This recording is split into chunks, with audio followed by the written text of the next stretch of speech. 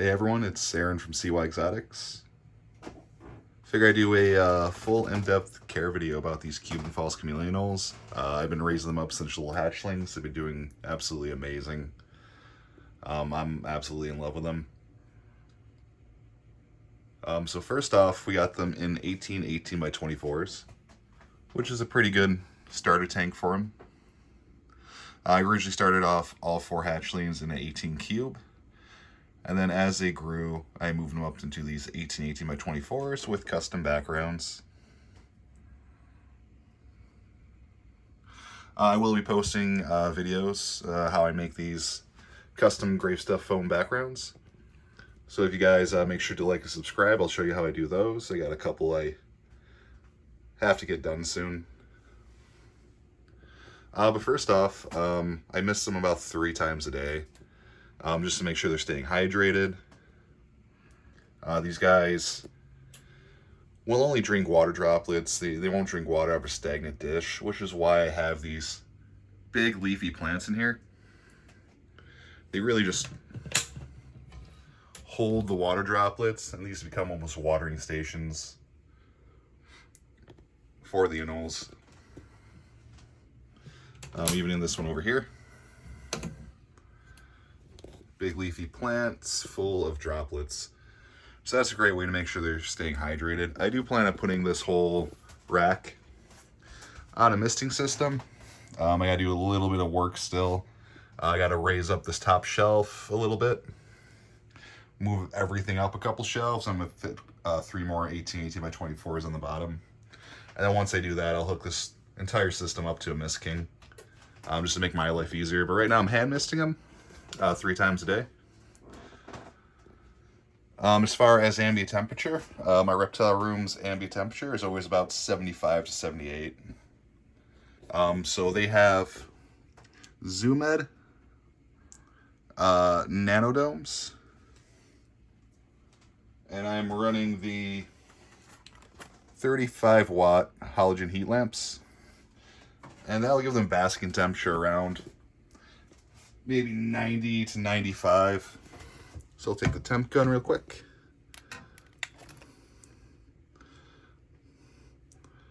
So right now he's at about 80 degrees back here on the wall.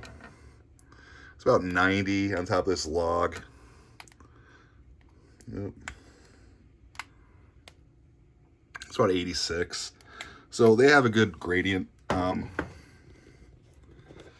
And then ambient temperature is, of course, 78. I notice they rarely spend any time near the basking light unless I just fed them. So their main staple is crickets. I'm trying to get them to eat more variety. I don't feel like crickets is a good enough diet for them. So I've been introducing them to hornworms, silkworms, superworms. I tried those canned snails from Zoomed, and they did not like those, so I stopped trying.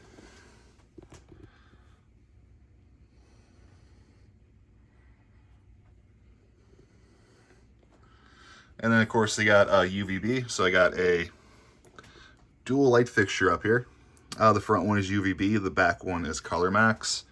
And that runs across all 3 of these tanks. This last tank being Emerald Tree Skinks.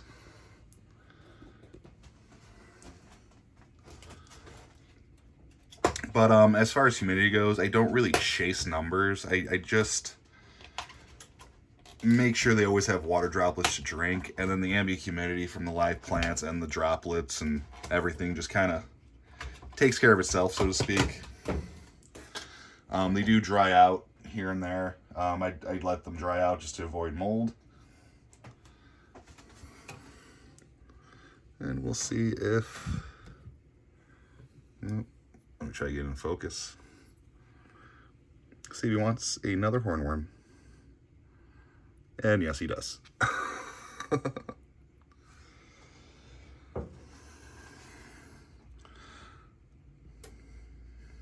So I'm still working on getting them to calm down a little bit.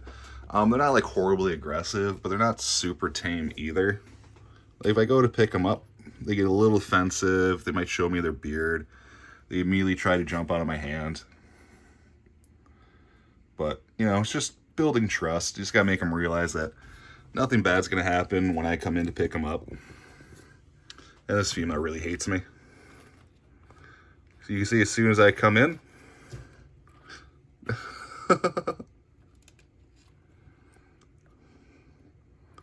she just beard and tongue and makes sure that I know she's not happy. And then once I get her, she'll calm right down. This female is absolutely gorgeous. When she fires up, she's all kinds of greens and blues. And then she'll turn immediately jet black when I really upset her. But I try to keep her interactions minimal and non-stressful, so she's not happy that I go to attempt to pick her up. But once I have her and I stay calm, she'll stay calm, and she'll hop back in when she's ready. So they're already getting more bold. They used to just kind of hide all the time when I put them in here. And I would have to like catch them out, and then they freeze when they see me. I mean, you can even see this female here. Like, she's not as defensive, but she just wants to run and get away from me every time I pick her up. But they do calm down over time.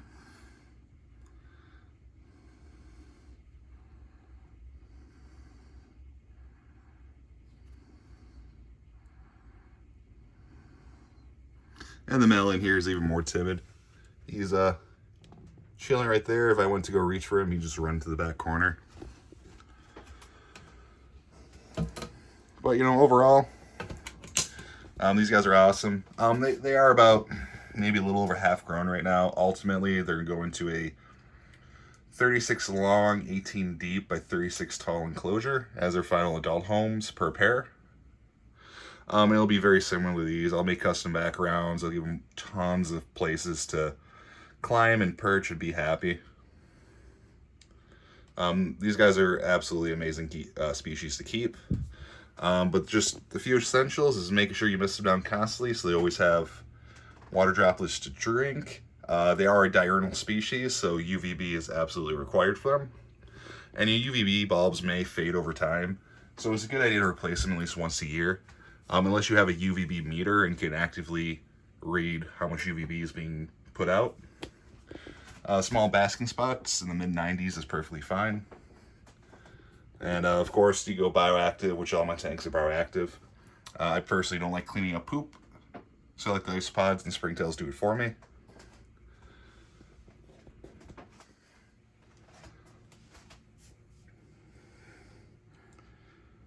I definitely really enjoy these species.